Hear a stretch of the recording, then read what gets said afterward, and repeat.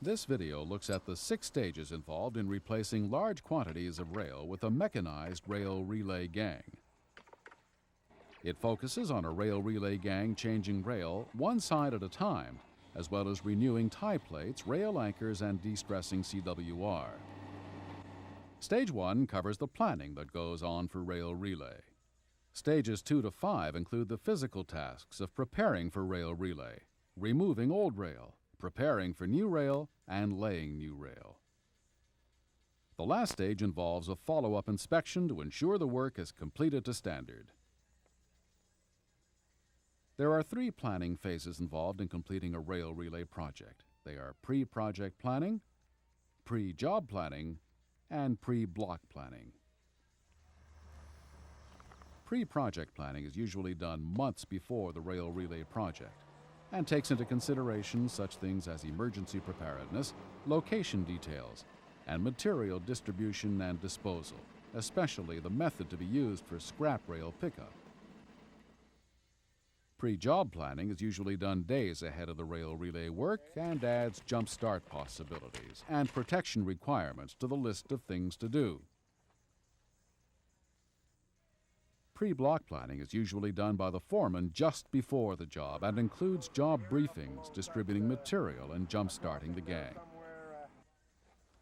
It also includes ensuring a request for an appropriate temporary slow order for the section of track that will be worked on.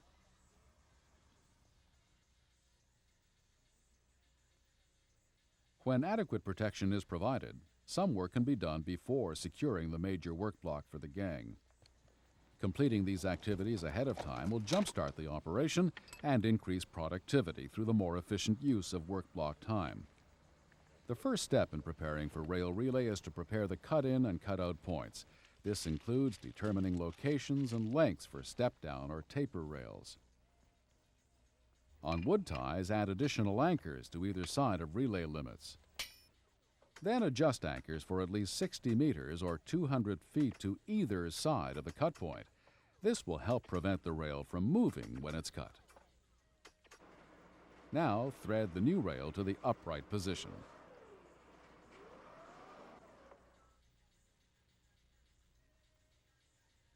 Before removing old rail, consider the method of rail pickup to be used because it could affect rail removal procedures. The first step in removing old rails involves match marking an unanchored tie on each side of the cut point outside the relay limits. Match marks provide a reference to indicate any rail movement of adjacent strings which may cause or indicate rail stress. After match marking the ties, cut the rail or unbolt the joint. Take off the anchors or clips on the string of rail to be removed. On wooden ties, pull the spikes. If you're changing tie plates, remove all spikes. If you're not changing tie plates, pull all the spikes on the side from which you are going to remove the rail. Next, pick up used spikes and anchors on wooden ties or clips and insulators on concrete ties so they can be reused or recycled.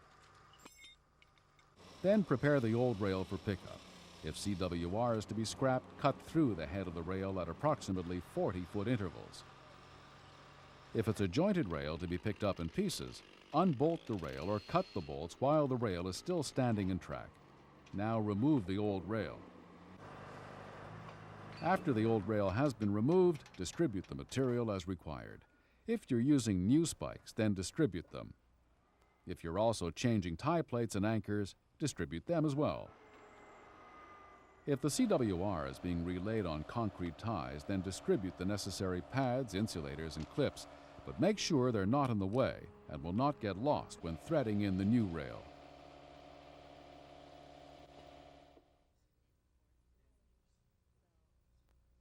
If tie plates are being changed or if rail is to be gauged, the ties must be adzed and in some cases the tie plates pre-gauged. On concrete ties, the tie pads and insulators are often changed as part of the rail relay. If the tie plates or tie pads are going to be changed, remove the old ones and put them in piles. Then, plug the spike holes in the ties. When installing new tie plates, you should crib ballast from tie cribs, adze the ties, set the new plates in place, and pre-gauge the plates if equipment is available. If equipment is not available, gauge after the rail is in place. When installing new pads on concrete ties, clean the tie seat and inspect the tie for rail seat abrasion before putting the new tie pads in place.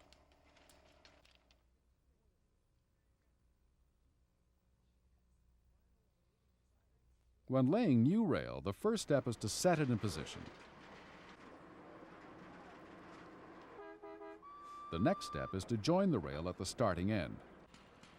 If you're not thermite welding immediately, don't leave any joint gaps and drill only the outer 4 holes of a 6-hole joint.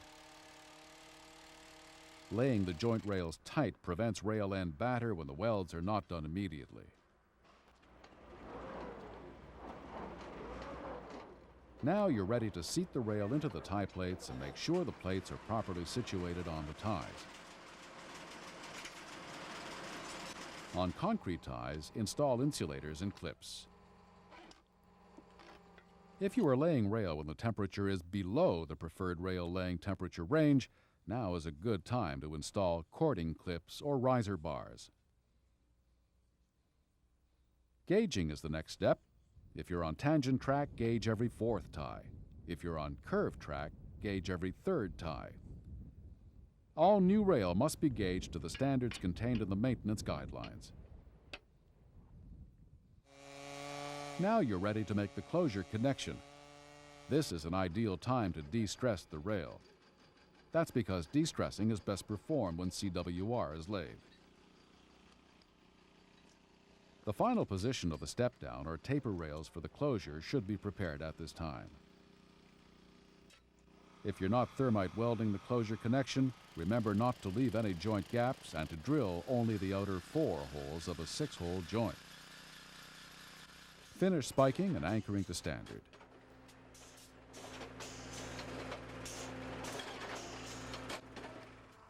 On concrete ties, finish clipping to standard. Lastly, document rail temperature because it affects rail stress.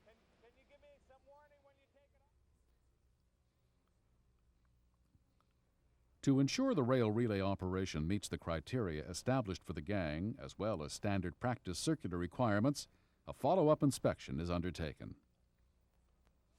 Those making the inspection check a number of aspects of the rail relay project.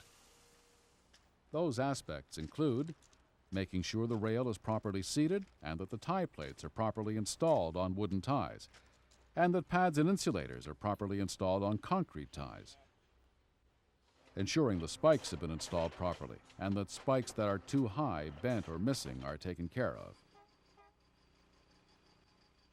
Check all anchors or clips for proper installation.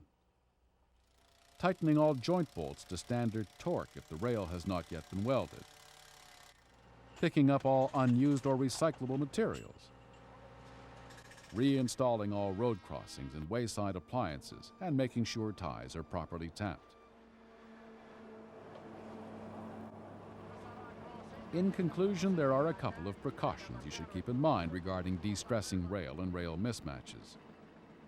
Rail is usually de-stressed when it's laid, but if the rail is not de-stressed when it's laid, fill out the proper documentation so that follow-up can be made. Regarding rail mismatches, proper planning usually ensures that rail ends are not placed with a mismatch. However, if it becomes necessary to close up before the job is completed, or for any other reason, and there is a rail end mismatch, issue a temporary slow order to protect the track as required.